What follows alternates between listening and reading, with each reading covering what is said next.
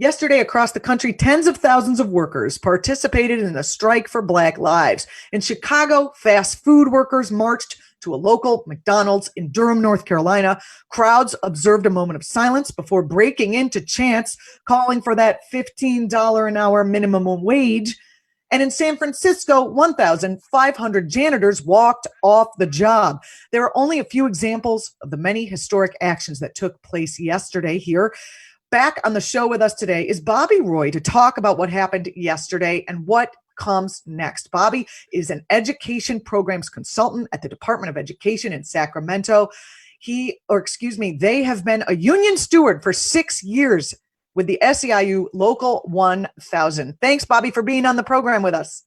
Thank you for having me. How are you? I am well. We talked to you yesterday as the day began to make the announcement about the action that was to come. What was the rest of your day like? Oh, I just rode the wave, right? Like we just continued to build this momentum.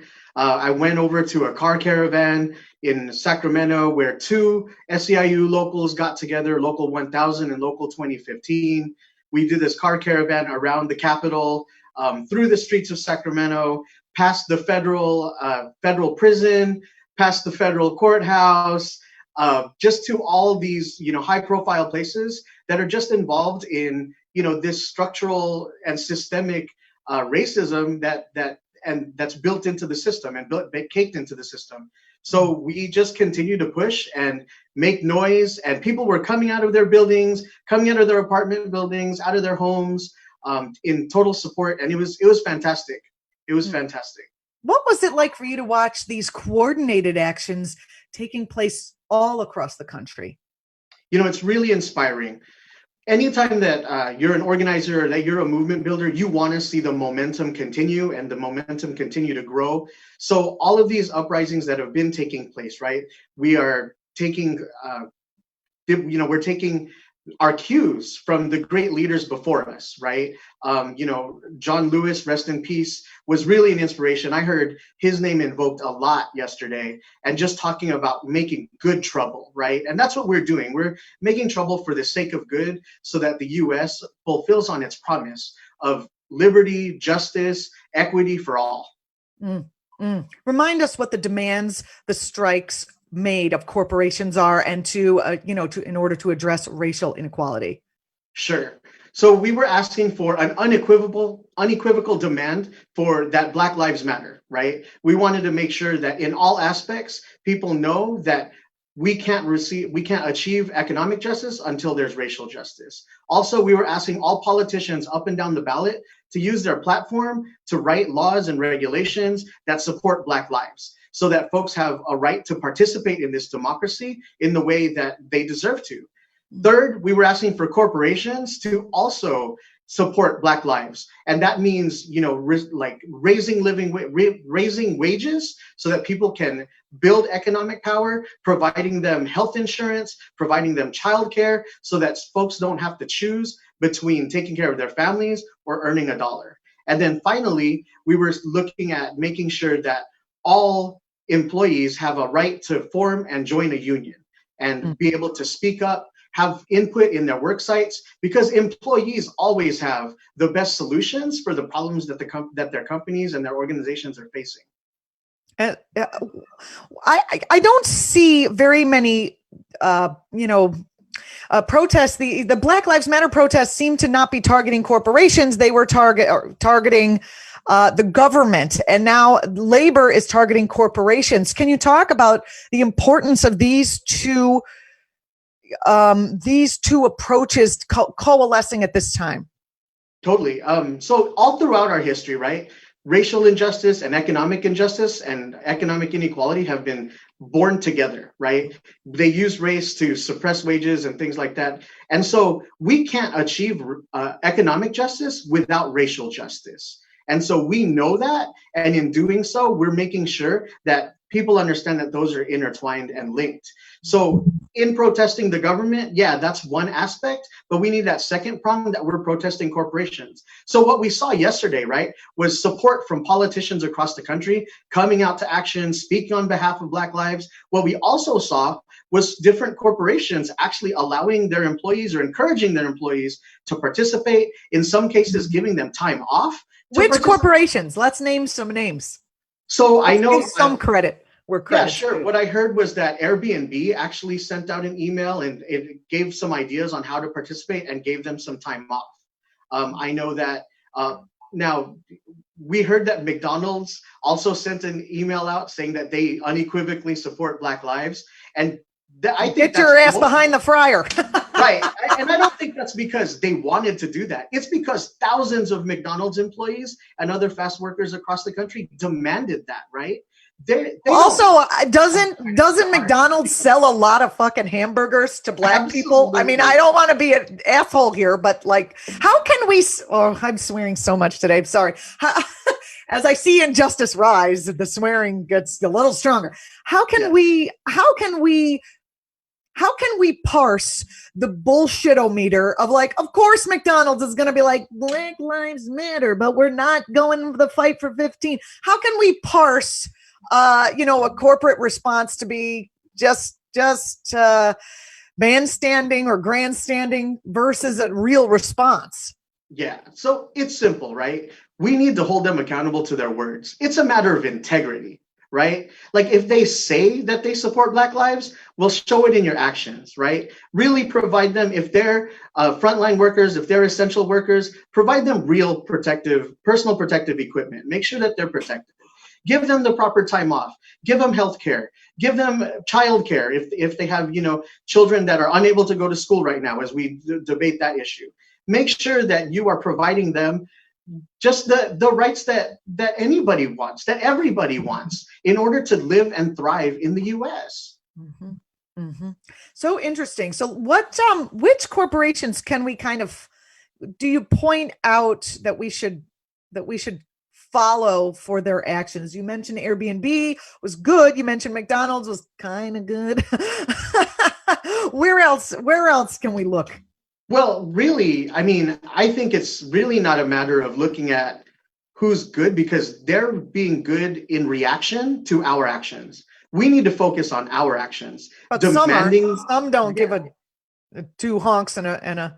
This is true. But as we build our movement, they'll have to listen eventually, right? Like we have to build our unions. We have to make sure that everyone has a right to organize in a union, because it literally is the most organized and best chance at writing and correcting and leveling the playing field, right? It's one of the things, and it's the longstanding organization that has been pushing for progressive rights throughout history. And so one of the demands to corporations can be, hey, how about letting us have a union? How about stop union busting? Absolutely. Absolutely. And those bad actors that are not allowing that, we need to rise up against them. We need to make sure that they understand that they can't get away with this, right? Because not only are they just hurting families financially, but right now, in light of this health pandemic and this health crisis, they're putting lives at risk. And I don't know how anyone can consciously and conscionably allow that, right? We have to take a stand, draw that line, and make sure that that's the line that will not be crossed. You will not put our lives, short-term and long-term, at risk. We are at an interesting moment in history. I mean, with places like Walmart that disallow unions, right? At Walmart, they have historically and today treated their employees like expendable, easily replaceable machine cogs. I think I'm characterizing that appropriately. And now that so many people are out of work and are soon to be desperate for jobs, how can we fight against the argument that they can make to be like, no, we're still not going to allow unions because now you really are replaceable because 50,000 people are out of work? Well, how can we fight in this moment? Because I think it's going to call for something additional. Absolutely. So one of the things that we also saw was, in addition to the thousands of people that took part in the actions, like over 60 racial justice and labor organizations joining, we saw individuals on their own come out, right? Uber and Lyft drivers, which, at this point, Uber and Lyft treats them like they're, independent contractors. They came out because they understood that their economic and their racial and their social justice is tied with all of ours, right? So that's the thing. As more people take off their blinders in this year of 2020 and they get that vision, they're going to see that they need to be a part of this movement. And you're absolutely right. Individuals need to join in the fight. We all need to take a collective stand. We all need to stand in solidarity with one another. And the reality is that employers don't take care of us, right?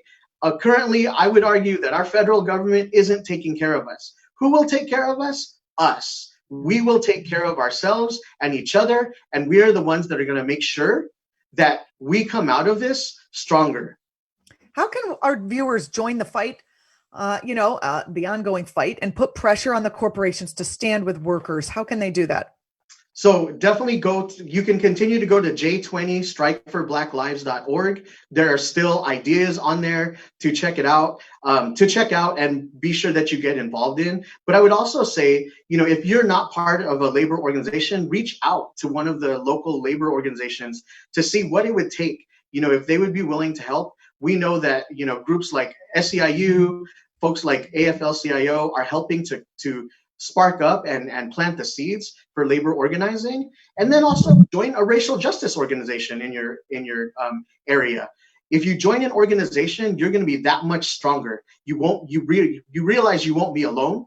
You realize that you'll have different ideas, brainstorming, and there's just a synergy there. There's a power there that happens from collecting together and like organizing and being in a collective movement. Thank you so much, Bobby. I really appreciate it. I'm glad that the organizing went well. Was there any police presence or any clashes with the police across the country? Not that I heard of. There were no clashes. We do know that it's funny because the police are like, we'll bash heads of people who aren't organized, but we'll shy away from bashing the labor heads. Yeah, well, and I think it's there's a couple things, right? Like, one is the sheer numbers, right? This was an organized force, right? And this is one of those things that if you're going to join an action or a protest, make sure you know who the organizers are, right? And we've been doing unions and organized labor have been doing organizing for years and decades. And we do have relationships, right, with some of the folks that like are in charge of police and sheriff. And so as a result, there is a deference and a respect there because they know that we have power. And so that kind of power can't be ignored. That kind of power, when it makes a demand, it has to be listened to. And that's what creates results. So joining that movement and pushing it forward will help us move the whole movement forward together. This is a sort of a tongue-in-cheek question for you, Bobby, but did any police unions join in the fight for Black Lives? I can't say that I heard that any did. And, there's definitely... Really? I'm stunned. There's definitely actions that are really critical of police unions and police associations across the country. I happen to be one of those voices that is critical, but I do know that SEIU International, we do have locals that represent law enforcement and police. And so we're engaging in those conversations, right, on how we make our society better together, right? And we're engaging in those conversations, and we're going to make sure that we have this common vision, make sure that we're casting that same vision that everyone can thrive in the US. So we're going to have those hard conversations too. And that's a necessary part of the movement. It's interesting that, the strike was called Strike for Black Lives, but basically it is a strike for economic justice for Black people, but also all people. And what do we do in terms of the fact that the right wing has co-opted the All Lives Matter, banner? And in order to make our strikes, is there conversation around that? Like, how does labor continue to reflect that it supports all laborers? And this particular strike was a strike for Black Lives. How do you split the difference there? Again, it's that idea that economic justice can't be achieved without racial justice, right? We were able to, across our... It's not like the white union workers were like, oh, this is a strike for Black lives, we're going to stay home, right? We definitely had diversity in our actions and make sure that everyone feels included. And it's a matter of all of us learning about that link. It's why in California and Washington, we had farm workers that walked out of their jobs. They couldn't strike, but they walked out of their jobs for 8 minutes, 40 seconds. And they held up signs that said, farm workers support Black lives, right? And there's all kinds of people. I know I had a sign that said APIs for Black lives and Filipinx for Black lives. So there are all kinds of solidarity movements that, look, we can support Black lives without devaluing ourselves and our neighbors, right? Like Black lives and Black people are our neighbors. They are literally us. They are our coworkers. They are in our communities. And this whole idea of othering, we just can't continue to do that anymore, right? I get it. I know, and I hate that the right wing is like, you guys are the ones who are othering. Right. The left. No, not like at the all. left is the one that's othering. Like, no, you're missing the point, but that's what they do. They purposely miss the point and then they spread it. Right. We're building bridges across our differences, right? And the progressive movement is an opportunity to reclaim that story. It's to talk about not just what keeps us apart, but to talk about what brings us together. And to talk about what Grace Lee Boggs says is the time on the clock of our world and how we can make it a better place and make a difference. That's Bobby, what time it is right now. Perfect. Bobby, thank you so much for joining us both yesterday and today. And I wish you the best of luck. You can follow Bobby on Twitter or follow the movement, SEIU 1000 on Twitter. Bobby Roy, thanks for joining us. I really appreciate it. Thank you for having me. Have a great day. Well, I hope you will come back and join us again soon as the fight continues. We appreciate it so much. If you're watching us on YouTube, don't forget to subscribe. You can follow act.tv across platforms, especially on Twitch and Facebook. And you can follow me. I'm Julianna Forlano. Follow me on Twitch you can follow me on Twitch, but really on Twitter or Facebook is the best place to find me because that's where I am. Thanks a lot, everybody. This is going to bring us to the end of our Facebook stream and the end of our YouTube stream. So thank you so much, everyone, for watching on Facebook. I'm not going to be here tomorrow or the next day or all of next week because I have to take some time off. It's not for a vacation, but it's for something else. So I will see you soon in a couple of weeks. Thanks again for watching. I really appreciate it. And we'll see you later. I'll be on Twitch for another few minutes just to say my casual goodbye. So if you want to come over there, it's twitch.tv/act.dot.tv. Thanks for watching.